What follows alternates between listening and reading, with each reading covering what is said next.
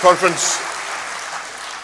Last May, our party won a decisive election victory. North, south, east and west, people from all walks of life and many from other political parties voted for the SNP for the first time, and many voted for us for a successive time. They voted for a competent SNP government, for our record and for our vision, but they also did something else.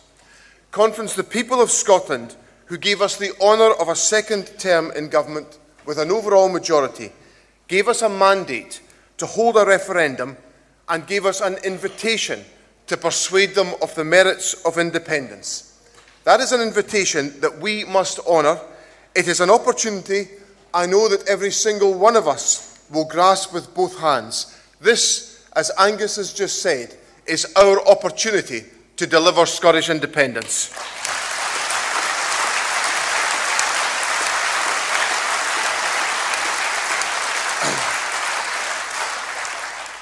Earlier this week, we were let into a secret within the United Kingdom government, a secret divulged by Vince Cable, but something that all of us already knew. The United Kingdom government has no compelling vision for the economy beyond cuts.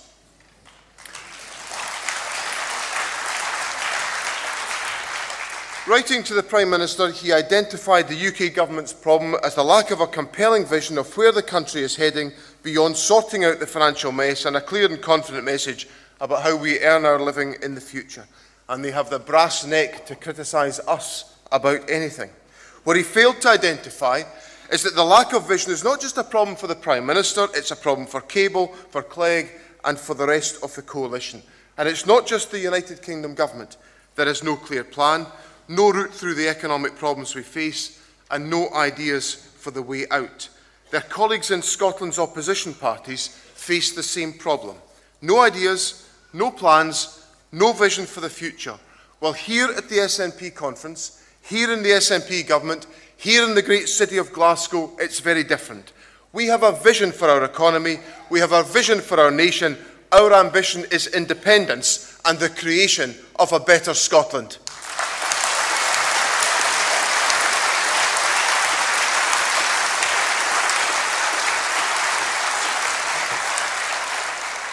Conference, today I want to leave you with two clear messages. First, against the backdrop of global economic problems and United Kingdom mismanagement, Scotland is holding our own.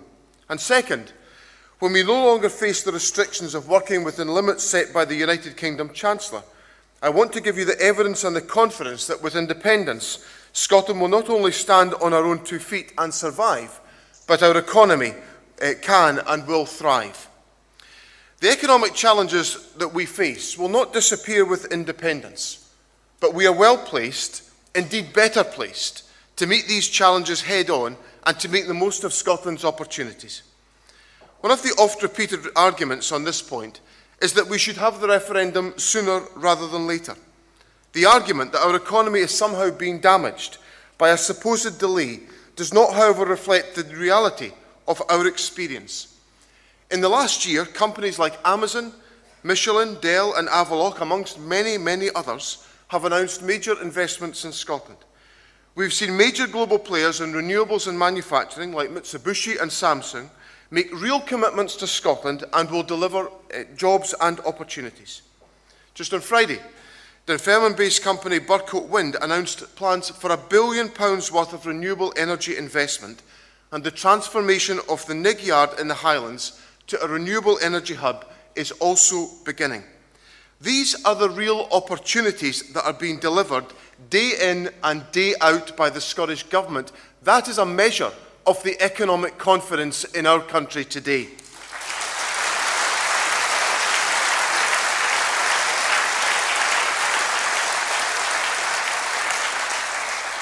According to the leading accountants Ernst & Young, in a report now spread widely through Channel 4's Fact Check blog, international investment in Scotland is now more successful than any parts of these islands, including London.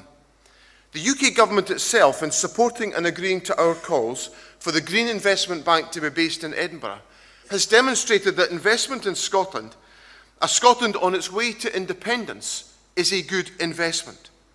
The Financial Times described Westminster's pretext for accelerating the referendum vote, that uncertainty is damaging the economy, as, and I quote, disingenuous at best.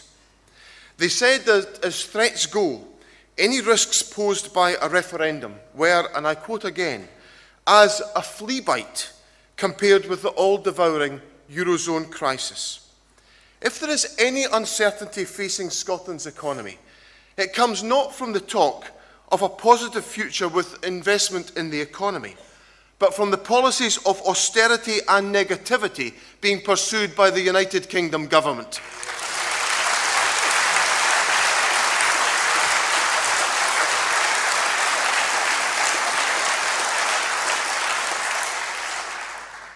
Now, at the heart of the debate on independence is the question of our economic future. We must persuade Scotland of the strength of our country's future, and we need to do that because at this stage, because for year after year, our country has been told that we can't afford to be independent. So let's take this opportunity to look at the facts. Last week, the report on government expenditure and revenue in Scotland was published. That's the official breakdown of how much money is sent to Scotland, that Scotland sends to the Treasury, and how much is spent in Scotland by this government and by the United Kingdom government. Ministers are not involved in the calculations. Statisticians do the work, and I'm told the details of their analysis shortly before the detail is published. Well, conference, let me tell you what those figures show. Last year, Scotland's fiscal position was stronger than the United Kingdom. I'll repeat that in case anybody didn't hear it. Last year, Scotland's fiscal position was stronger than the United Kingdom. Scotland contributed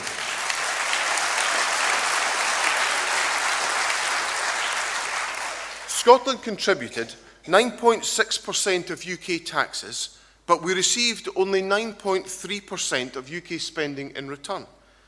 With only 8.4% of the UK population, we paid more than our share and we got less back. 2 years ago, in 2009-10, Scotland paid in 9.4% of UK taxes, but again we only got back 9.3%. Even when North Sea oil revenues fell by 50%, Scotland paid more into the United Kingdom Treasury than came back. Last year, we had a £2.6 billion advantage over the United Kingdom, an advantage worth £510 for every man, woman and child in Scotland. And over the last 5 years, that advantage totals £8.6 billion, over £1,600 for every man, woman and child in Scotland. That's the real story of Scotland's finances. Scotland pays more into the United Kingdom than we get back in return.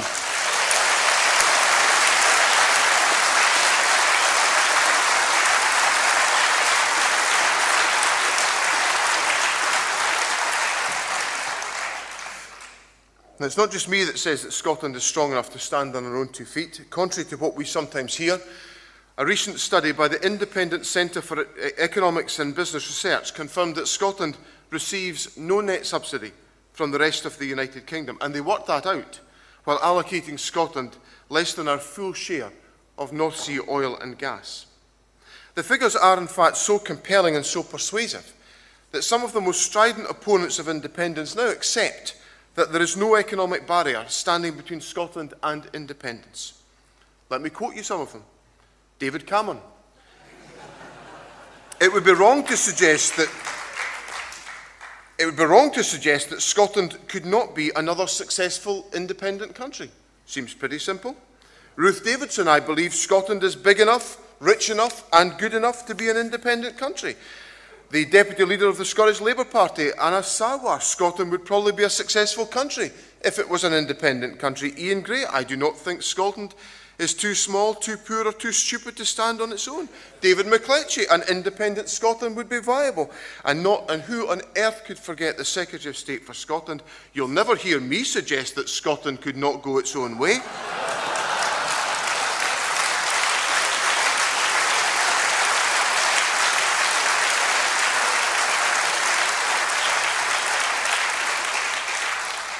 Yet now, even though our opponents concede that Scotland could prosper with independence, they just can't help themselves. In an attempt to undermine the position on Scotland's economy, the Tories man in the Scotland office claimed that because spending on pensions and benefits had risen by 27% over the last 5 years in Scotland, our country would be unsustainable. Well, Mr Mundell, the United Kingdom's spending rose by 28%. So what does that say about the United Kingdom? These comments make clear that even our opponents accept that Scotland can afford to be an independent country. Our opponents should stop misleading the public and accept that Scotland pays her way.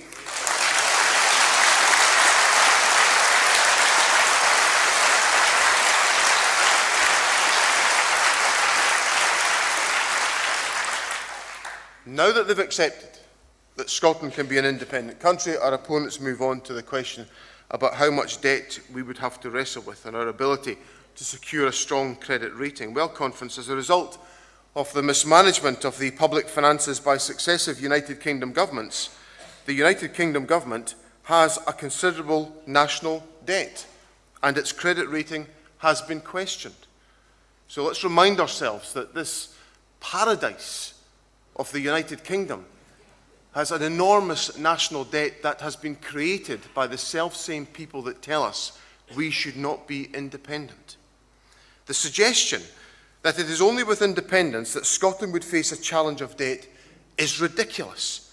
Let's be clear, Scotland is already paying for the United Kingdom's debt. In 10 days' time, we will find out if the UK's long-term debt has smashed the £1 trillion barrier. £1 trillion that we today in the United Kingdom are liable for, debt that every citizen in Scotland will have to repay, independent or not. That's the real story of the United Kingdom's finances.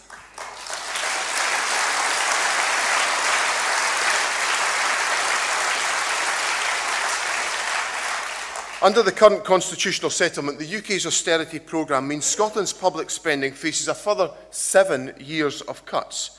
As part of the UK, it could take 18 years before public spending returns to pre-recession levels, and spending in Scotland could fall by £51 billion in the meantime. That's the price we're paying for mismanagement of our finances by the UK government, for the failure to regulate our banking system properly, and for the profligacy of investment schemes like PFI. So while sticking with the UK comes with debts soon to be over £1 trillion, Scotland's share of that debt is something that we can and we will deal with. The figures out this week show that this year Scotland ran a deficit of 4.4% of our GDP. A deficit, yes, but considerably less than the 6.6% of GDP run up by the United Kingdom. Over the last 5 years, including our long-term investments, the deficit in Scotland is 7.4% or £10 billion. That's a lot of money, certainly, but against the United Kingdom with a debt of 9% of GDP and £136 billion, we are once again in a more sustainable and more manageable position than the rest of the United Kingdom. And the resources that remain in the North Sea are worth more than 10 times Scotland's share of the debt run up by the United Kingdom government. North Sea oil and gas is a great resource for Scotland. The First Minister has said on many occasions that if we won the national lottery once with North Sea oil, we won it twice with the opportunity of the renewable industry. The resources in the North Sea are resources we must cherish. Looking back, if Scotland had been independent in 1979, oil revenues would have brought our debt down to zero by 1984 and allowed Scotland to be in surplus in the late 1980s when we began to face some of our toughest economic challenges. Right now, there are an estimated 24 billion barrels of oil left to be extracted from the North Sea. Contrast that £1 trillion worth of assets with UK debt heading through the £1 trillion barrier, and you see the opportunity for Scotland. Conference, there can no longer be any argument about whether Scotland can afford to be independent. The answer is yes, and the case is closed. The question our opponents have to answer is this: can we afford the consequences of remaining part of the United Kingdom?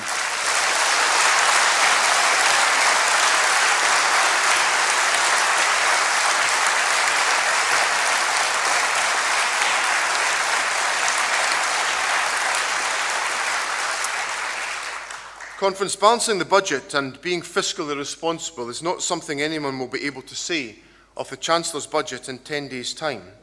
In fact, it isn't something that could have been said of any UK budget for some considerable number of years. Last month, the Scottish Parliament passed this government's budget. For a fifth year in a row, we have balanced the books and we are living within our means. That is a record of which we should be rightly proud. In 2007, we said that we would take a responsible approach to government, and we have kept that promise.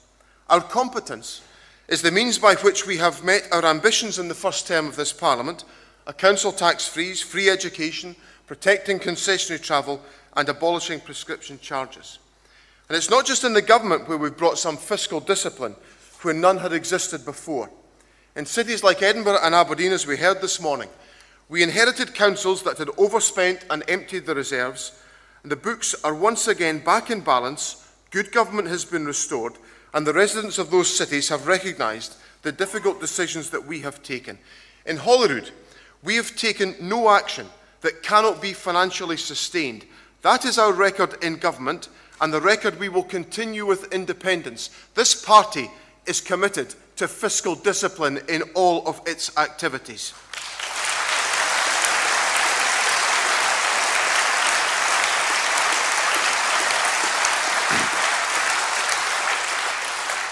Conference, running a manageable economy is not an imposition on the Scottish Government. Fiscal responsibility is not a constraint on Scotland's ambitions. It is essential for our ambitions.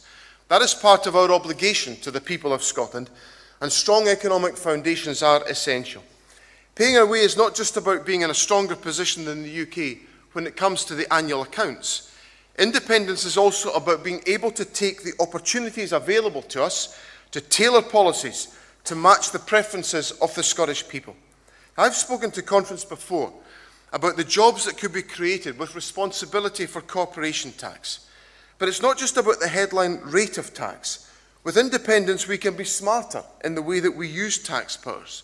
For example, we could offer tax advantages for the computer games industry by putting developers of these games in Scotland at a distinct advantage.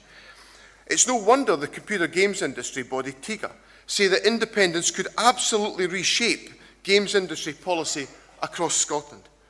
With the powers of independence, we could target and incentivise our renewables industry.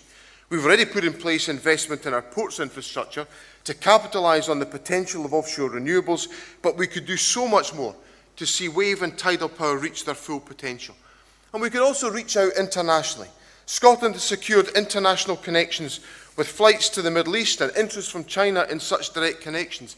But our airports and our airlines are hampered by the system of charging that makes new routes hard to start up and makes it tough to compete with our European neighbours. The power over air passenger duty could enable us to attract new direct international flights and make more of our global connections for trade and for tourism. Being smarter with our powers is not just about how we raise our taxes or invest in our industries. With the powers of independence, we could reinvest the costs saved by getting young people into modern apprenticeships, by having a truly integrated tax and benefit system.